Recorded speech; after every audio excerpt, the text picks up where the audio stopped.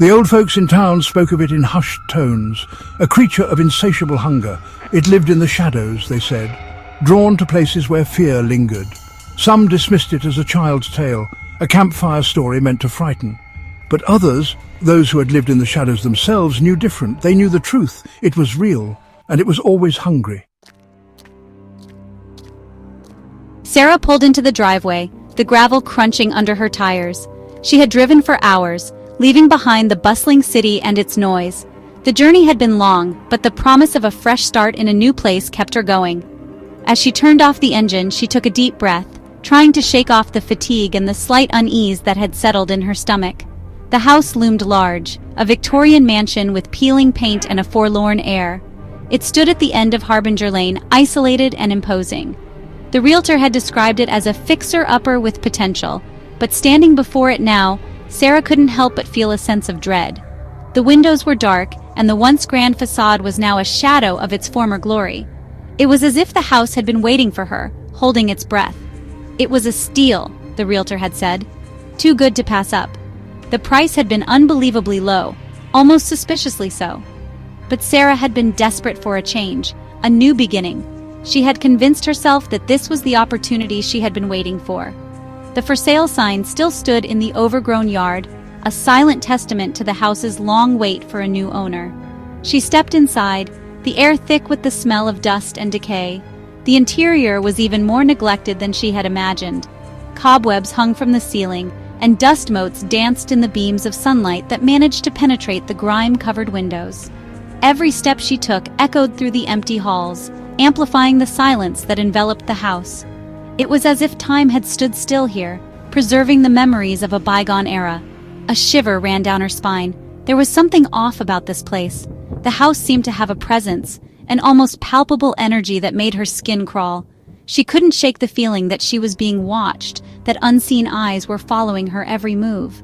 The temperature seemed to drop as she ventured further inside, and she wrapped her arms around herself, trying to ward off the chill. Something not quite right, but she was here now, alone. The isolation of the house, which had seemed like a blessing when she first saw the listing, now felt like a curse. She had no neighbors, no one to turn to if something went wrong. The nearest town was miles away, and her cell phone had no signal. She was completely cut off from the world, left to face whatever secrets the house held on her own, and it was too late to turn back. She had made her choice, and now she had to live with it. The house seemed to close in around her, its walls whispering secrets she couldn't quite hear. She took a deep breath and steeled herself. Whatever lay ahead, she would face it. She had come here for a new beginning, and she wasn't going to let fear drive her away. But as she stood in the dimly lit hallway, she couldn't shake the feeling that she had just stepped into a nightmare. The first few days were uneventful. Sarah busied herself with unpacking boxes and trying to make the house feel like home. But the feeling of unease persisted. At night she would hear noises, scuttling sounds in the walls, floorboards creaking beneath unseen weight. She told herself it was just the house settling. An old house like this was bound to have its quirks, but deep down, she couldn't shake the feeling that she was being watched. The storm raged outside, mirroring the terror that gripped Sarah's heart. She had seen it, a fleeting glimpse of something dark and monstrous lurking in the shadows. It was real. The stories were true. Panic surged through her. She had to get out of the house, but it was too late. The creature was blocking the door. Its eyes, glowing red in the darkness, were fixed on her with a hunger that chilled her to the bone. "Don't be afraid," a voice rasped, the sound like dry leaves scraping against pavement. It was a voice that seemed to come from everywhere and nowhere all at once, echoing through the empty streets and bouncing off the cold, unforgiving walls. The air was thick with tension, and every shadow seemed to hide a lurking menace. The voice continued, "Fear is what I crave. It feeds me, sustains me. Your terror is my delight. Fear is what I crave."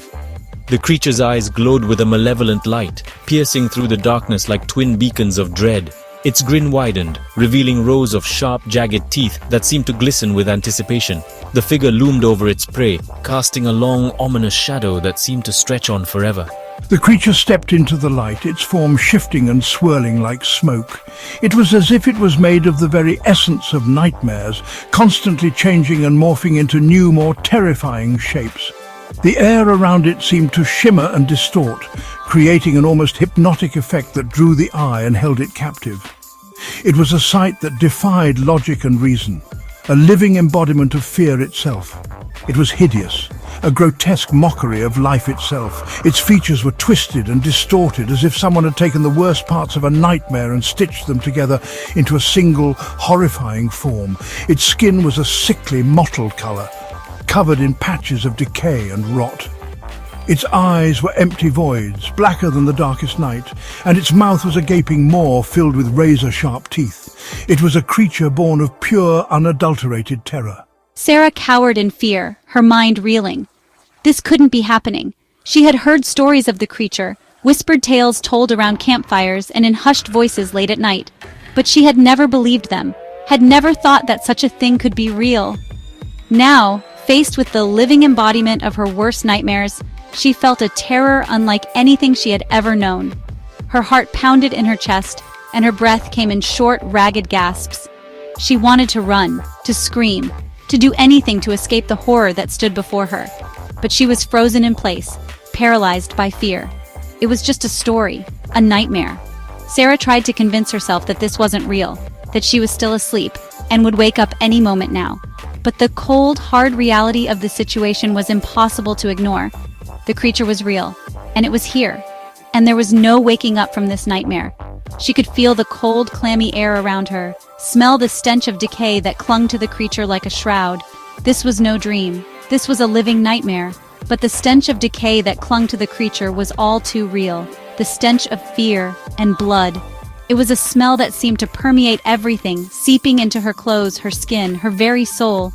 It was the smell of death, of rot and ruin, and it filled her with a deep, primal dread. The creature took a step closer, its eyes locked onto hers, and she knew that there was no escape. This was the end. The scent of fear was overwhelming, suffocating, and it was the last thing she would ever know. The for sale sign swung gently in the breeze, a cruel reminder of the horrors that had transpired within the walls of the old Victorian house. The house had stood empty for years, its once grand facade now a shadow of its former self. The paint was peeling, the windows were cracked, and the garden was overgrown with weeds. Yet, despite its dilapidated state, there was something about the house that drew people in, a dark allure that was impossible to resist. A young family, oblivious to the darkness that lingered, pulled into the driveway. They were excited about their new beginning, unaware of the sinister history that the house held. The parents, eager to start fresh, saw the house as a blank canvas, a place where they could build new memories. The children, full of energy and curiosity, ran around the yard, their laughter filling the air. The children, their laughter echoing through the empty rooms, were like a beacon to the creature that waited in the shadows. The house, with its dark past, had always been a magnet for the supernatural. The creature, a remnant of the house's violent history, had been dormant for years, waiting for the right moment to awaken.